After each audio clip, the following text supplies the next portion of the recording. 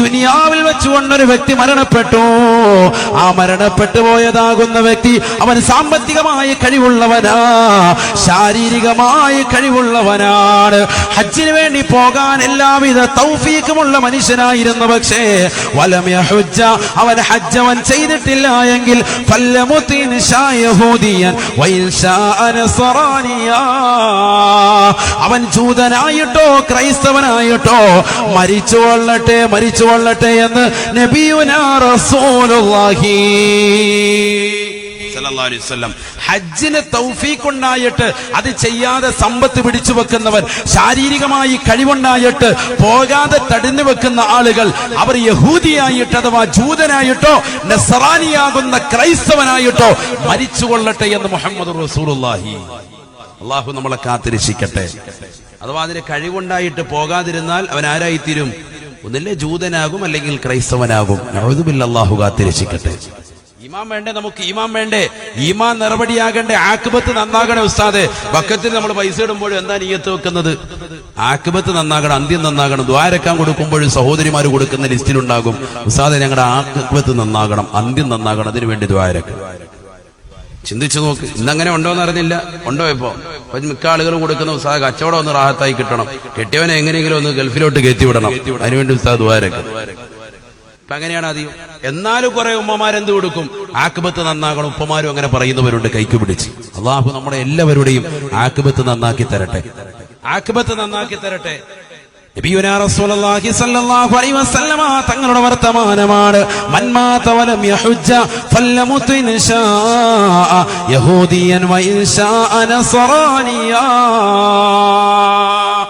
ഹജ്ജ് ചെയ്യാതെ ഒരു വ്യക്തി മരണപ്പെട്ടാൽ അവൻ യഹൂദിയായിട്ടോ നസ്രാനിയായിട്ടോ അവൻ മരിച്ചുകൊള്ളട്ടെ. കഴിവുണ്ടായ ആളുകളാണ്, കഴിവില്ലാത്ത എത്ര ആളുകൾ നമ്മുടെ ഇടയിലുണ്ട്. ഇൻഷാ അല്ലാഹ് അവർക്ക് എന്താണ് ചെയ്താൽ അവർക്ക് ഹജ്ജിന്റെ കൂലി കിട്ടുക, അത് ഞാൻ ഇൻഷാ അല്ലാഹ് പറഞ്ഞു തരും. നമുക്കിപ്പോ ഈ വർഷം ഹജ്ജിന് തൗഫീഖ് കിട്ടിയോ?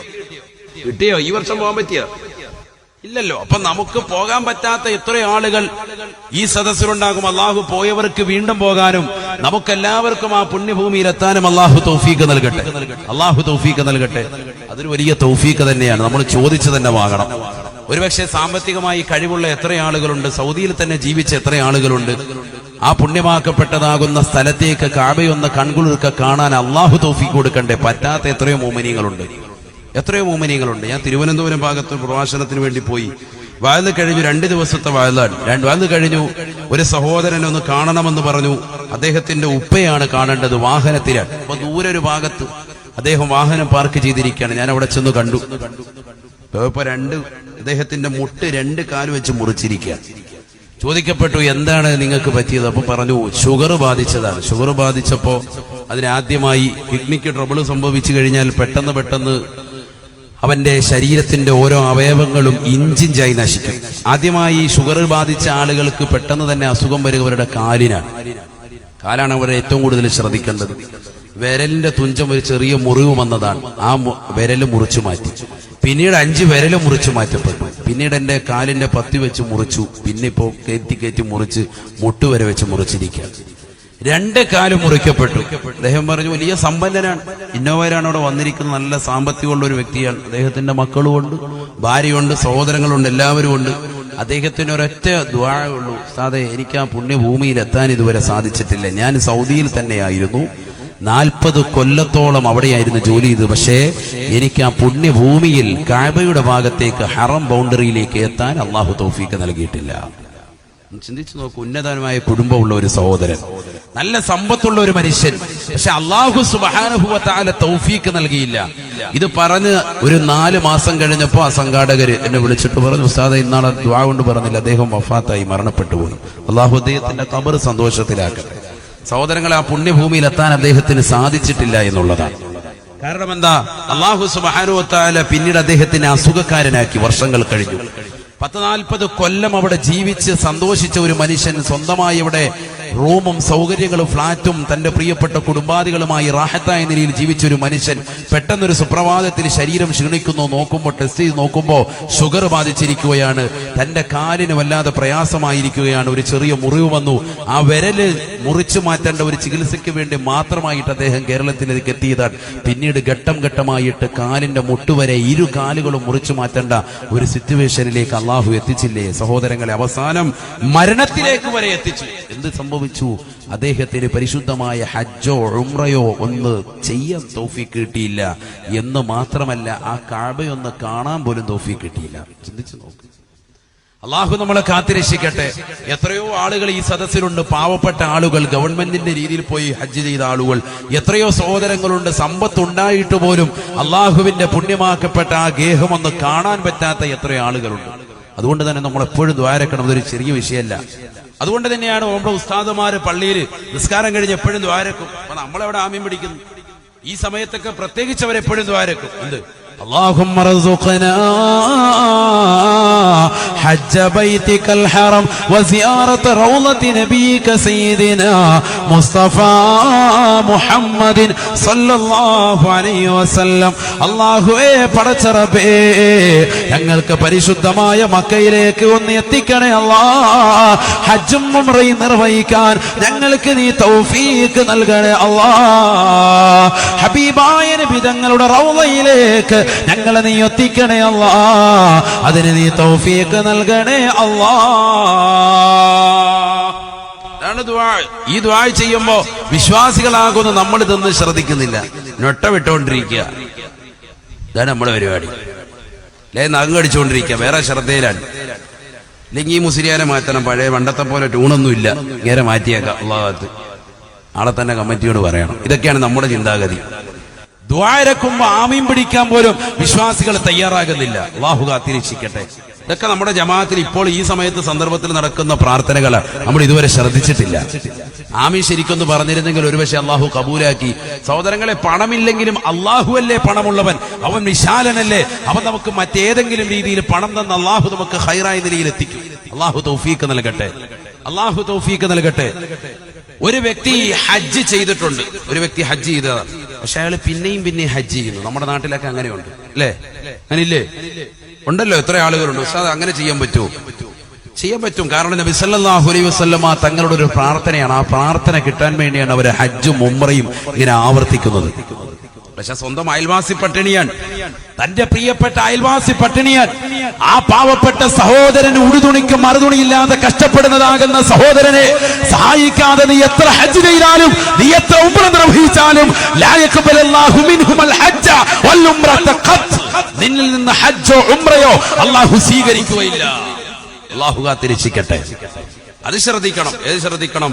നിന്റെ അയൽവാസിയാകുന്ന സഹോദരൻ, നിന്റെ പ്രിയപ്പെട്ട മക്കൾ, നിന്റെ പ്രിയപ്പെട്ട ഭാര്യ, നിന്റെ പ്രിയപ്പെട്ട മാതാപിതാക്കൾ, നിന്റെ പ്രിയപ്പെട്ട കുടുംബാദികൾ, നിന്റെ പ്രിയപ്പെട്ട ഇഷ്ടജനങ്ങൾ, സഹജനങ്ങൾ, സുഹൃത്തുക്കളാകുന്ന പാവപ്പെട്ട മുസ്ലിമീങ്ങൾ പട്ടിണി കിടക്കുമ്പോ അവരുടെ പട്ടിണി മാറ്റാതെ പണത്തിന്റെ പളവളപ്പ് വിരാജിക്കുന്ന സന്ദർഭത്തിൽ പരിശുദ്ധമായ കഅബ പിടിച്ചുകൊണ്ട് പൊട്ടിക്കരന്നുകൊണ്ട് പാവം പൊറുപ്പിച്ചെടുക്കാമെന്ന് പറക്കാട് ദേശത്തുള്ള പ്രിയപ്പെട്ട സഹോദര നീ കരുതിയിട്ടുണ്ട് എങ്കിൽ അള്ളാഹു നിന്റെ പാപം ഒരിക്കലും പുറത്തു തരൂല. അള്ളാഹു നിന്റെ ഹജ്ജ് സ്വീകരിക്കുകയുമില്ല. അള്ളാഹു കാത്തിരക്ഷിക്കട്ടെ. അതൊരു മറ്റൊരു ഭാഗമാണ്. ഞാൻ പറഞ്ഞു വന്നത്, ഒരാൾക്ക് അള്ളാഹു തൗഫീഖ് കൊടുത്തു, പണം നല്ലതുപോലെയുണ്ട്, ശരീരത്തിന് ആഫിയത്തുണ്ട്, അദ്ദേഹം പാവങ്ങളെ സഹായിക്കുന്ന ആളാണ്, തന്റെ അയൽവാസികളെ സഹായിക്കുന്നവരാണ്, കുടുംബബന്ധം ചേർക്കുന്നവരാണ്, നല്ല നിലയിൽ ജീവിക്കുന്ന, വർഷാവർഷം അദ്ദേഹത്തിന് ഹജ്ജിന് പോകുന്നു. എത്ര ആളുകളുണ്ട്? 40 ഹജ്ജ് ചെയ്ത, 50 ഹജ്ജ് ചെയ്ത ഹാജിമാര്, ഹജ്ജുമ്മമാര് വരെ നമ്മുടെ നാട്ടിലുണ്ട്, നമ്മുടെ ആലപ്പുഴ ദേശത്ത് തന്നെയുണ്ട്. അള്ളാഹു അവർക്കൊക്കെ മഗ്ഫിറത്ത് കൊടുക്കട്ടെ. ഖബർ ജീവിതം അള്ളാഹു സന്തോഷത്തിലാക്കട്ടെ. എത്ര ആലിമീങ്ങളുണ്ട് മരണപ്പെട്ടു പോയവരാണ്. അള്ളാഹു ഖബർ സന്തോഷത്തിലാക്കട്ടെ. ജീവിച്ചിരിക്കുന്നവരുണ്ട്. 17ഉം 20ഉം ഹജ്ജ് ചെയ്ത എത്ര ആളുകൾ, എനിക്ക് പരിചയമുള്ള തന്നെ എത്ര ആളുകൾ 20ഉം 20ഉം 35ഉം ഹജ്ജൊക്കെ ചെയ്ത ആളുകളുണ്ട്. എന്താ അങ്ങനെ പോകാൻ പറ്റും? അങ്ങനെ പോകാൻ പറ്റും? അതൊക്കെ നമുക്കുള്ളൊരു ചോദ്യമാണ്. പറ്റും. കാരണം ഇത് ആരുടെ ദുആ കിട്ടാനാണ്? മുഹമ്മദ് റസൂലുള്ളാഹി സല്ലല്ലാഹു അലൈഹി വസല്ലമ തങ്ങളുടെ ദുആ കിട്ടാൻ വേണ്ടിയാണ്. നല്ലതുപോലെ ശ്രദ്ധിക്കണേ. ഞാൻ ഇൻഷാ അല്ലാഹ് ഈ വിഷയമൊക്കെ പറഞ്ഞിട്ട്, നമ്മളിപ്പോ ഹജ്ജിന് പോയിട്ടില്ല, നമുക്ക് ഒരു ഹാജിയുടെ പ്രതിഫലം, നമുക്കൊരു ഉംറ നിർവഹിച്ച പ്രതിഫലം വേണ്ടേ? ഈ രാവിലെ വേണ്ടേ? മുഅ്മിനീങ്ങളെ, എന്താ അനക്കമില്ലല്ലോ? വേണ്ടേ? അൽഹംദുലില്ലാഹ്, അല്ലാഹു തൗഫീഖ് തരട്ടെ. അതെന്ത് നേടണം? അതിന് ഇൻഷാ അല്ലാഹ് ചില പൊടിക്കൈകൾ ഇൻഷാ അല്ലാഹ് പഠിപ്പിക്കും. അത് പഠിച്ചിട്ട് ഇൻഷാ അല്ലാഹ് പോകണം. അള്ളാഹു തൗഫീഖ് തരട്ടെ. എടുത്താ പൊങ്ങാത്ത ചില വിഷയങ്ങളൊന്നുമല്ല, ചെറിയ അമലുകൾ. അത് ചെയ്താൽ ഇൻഷാ അല്ലാഹ് ഹജ്ജും ഉംറയും ചെയ്ത പ്രതിഫലം അള്ളാഹു രേഖപ്പെടുത്തും. അള്ളാഹു നമ്മളെ കൂട്ടത്തിൽ ഉൾപ്പെടുത്തട്ടെ. അതിന് ഇൻഷാ അല്ലാഹ് അമലുകളുണ്ട്. അത് ഇൻഷാ അല്ലാഹ് ലാസ്റ്റ് പറയും. അത് കേട്ടിട്ടേ പോകാവുള്ളൂ. ഇൻഷാ അല്ലാഹ് അള്ളാഹു തൗഫീഖ് തരട്ടെ. അതിന് ആദ്യമായി യഥാർത്ഥ ഹജ്ജ് ചെയ്യുന്നതിന്റെ കൂലി കേൾക്കണ്ടേ? അബൂ ഹുറൈറ റളിയല്ലാഹു തആല അൻഹു നിവേദനം ചെയ്യുന്ന ഹദീസ്, ഏറ്റവും കൂടുതൽ ഹദീസ് റിപ്പോർട്ട് ചെയ്ത മഹാവ്യക്തിത്വമാണ് അബൂ ഹുറൈറ റളിയല്ലാഹു അൻഹു. ഹദീസിന്റെ ഗ്രന്ഥങ്ങൾ നോക്കിയാൽ നബി ഹുറൈറ റളിയല്ലാഹു അൻഹു, നബി ഹുറൈറ റളിയല്ലാഹു അൻഹു. അബ്ദുള്ള എന്നാണ് അദ്ദേഹത്തിന്റെ പേര്. പക്ഷേ അദ്ദേഹത്തിന് ഒരു പൂച്ച, കുഞ്ഞു പൂച്ചയുണ്ടായിരുന്നു. ആ പൂച്ചയിലേക്ക് ചേർത്തിട്ട് ഹുറൈറ, കുഞ്ഞു പൂച്ച എന്ന അർത്ഥം വരുന്ന ഒരു പദം, അതിന് നബി സല്ലല്ലാഹു അലൈഹി വസല്ലം തങ്ങളാണ് പേര് വിളിച്ചത്. അബൂ ഹുറൈറ, കുഞ്ഞു പൂച്ചയുടെ പിതാവ്. അബെന്ന് പറഞ്ഞാൽ എന്താ അർത്ഥം അറിയില്ലേ? അബ് പാപ്പ, ഇബ്ന് മകൻ, അറിയില്ലേ? നമ്മൾ മദ്രസയിൽ പഠിച്ചതാണ്.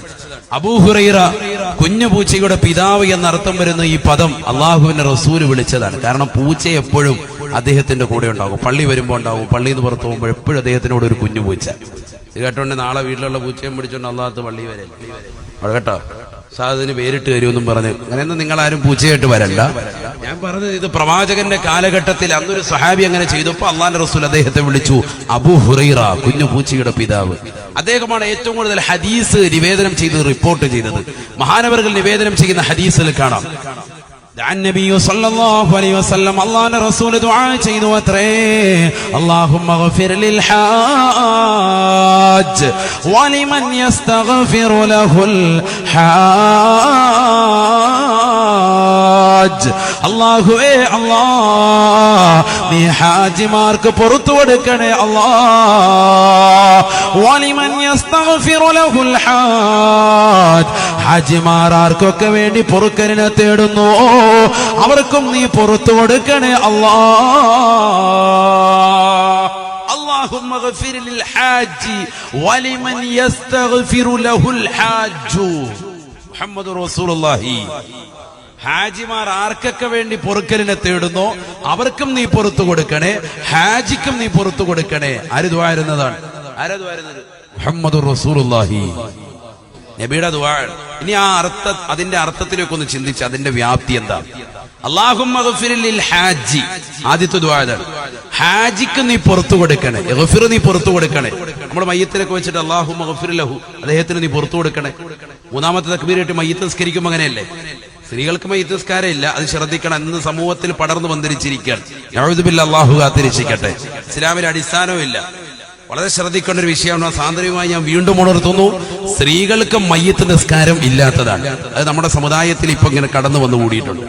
പക്ഷെ അതവിടെ മയ്യത്ത് ഞങ്ങൾക്ക് കരിക്കണം, ഫാത്തിഹ വിളിക്കല്ലേ മയ്യത്ത് കരിക്കണം, ഒന്നുമില്ല, കീഴായി വിട്ടിട്ട് ഇരിക്കുക. അല്ലാഹു അക്ബർ.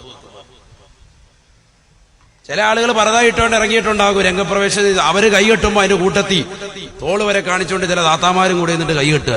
അവരുടെ ഔറത്ത് പോലും മറച്ചിട്ടില്ല, ചുരിദാറൊക്കെ വെച്ച് അഡ്ജസ്റ്റ് ചെയ്ത് നിൽക്കുക. സുജൂതി അങ്ങോട്ട് സുജൂതി ചെയ്യാൻ പോവാ. സുജൂത് അതിനകത്തില്ലല്ലോ, എന്നാലും എങ്ങോട്ടെങ്കിലും പോയേക്കാം. നിസ്കരിക്കുന്ന അങ്ങോട്ട് കാണിക്കുകയാണ്, ഞങ്ങളൊക്കെ നിസ്കാരക്കാരാണ്, ഒരു സംഭവമാണെന്ന് കാണിക്കുക. സത്യത്തിൽ അവരറിയുന്നില്ല സ്ത്രീകൾക്ക് മയ്യത്ത് നിസ്കാരം ശറഅ അനുവദിച്ചിട്ടില്ല. ആവശ്യമില്ലാത്ത സുബൈ പോയി കരിക്കുങ്ങൾ. രാവിലെ സുബൈ കരിച്ചിട്ടുണ്ടോ? സുബഹി നമസ്കാരം നിർവഹിക്കാതെ, ദുഹർ നമസ്കരിക്കാതെ, അസർ നമസ്കരിക്കാതെ, നിങ്ങളുടെ മേൽ നിർബന്ധമാക്കപ്പെട്ട നമസ്കാരങ്ങളും അതിനു മുമ്പും ശേഷവും ഉള്ളതാകുന്ന റവാത്തിബാകുന്ന സുന്നത്ത് നമസ്കാരങ്ങൾ നിർവഹിക്കാതെ എന്തിന് നിങ്ങൾ ദീനിൽ കൂട്ടിക്കൊണ്ടുവരണം? നിങ്ങൾ എന്തിനാ കൂട്ടുന്നത് ആവശ്യമില്ലാതെ? ദീൻ ഇവിടെ പൂർണ്ണമാണ്. അൽയൗമ അക്മൽതു ലക്കും ദീനക്കും വഅത്മംതു അലൈക്കും നിഅമതി വറളീതു ലക്കുമുൽ ഇസ്ലാമ ദീനാ. അതല്ലേ ഹജ്ജത്തുൽ വദായിൽ വെച്ചുകൊണ്ട് ആദരവായ പ്രവാചകൻ മുഹമ്മദ് റസൂലുള്ളാഹി സല്ലല്ലാഹു അലൈഹി വസല്ലം തങ്ങൾ ഓതി വെച്ചത് അതല്ലേ? നബി തങ്ങൾ ഒറ്റ ഹജ്ജ് ചെയ്തിട്ടുള്ളൂ. ആ പരിശുദ്ധ പ്രവാചകൻ അവിടെ വെച്ചുകൊണ്ട് ഓതിക്കൊടുക്കുകയാണ്, ഇന്നത്തെ ദിവസം നിങ്ങൾക്ക് ഇതാ ദീൻ പൂർത്തീകരിച്ചു തന്നിരിക്കുന്നു. ആ ദീനിലേക്ക് ആവശ്യമില്ലാത്ത ഒന്നും കൂട്ടണ്ട. നിങ്ങളുടെ നിസ്കാരമൊന്നും ഇവിടെ നിങ്ങൾ മയ്യത്ത് നിസ്കരിക്കണ്ട. നിങ്ങൾ എന്ത് ചെയ്താൽ മതി? ഖുർആൻ ഓതിക്കോ, ദിക്ർ ചൊല്ലിക്കോ, എന്നിട്ട് ആ മയ്യത്തിന് വേണ്ടി ഹദിയ ചെയ്യും.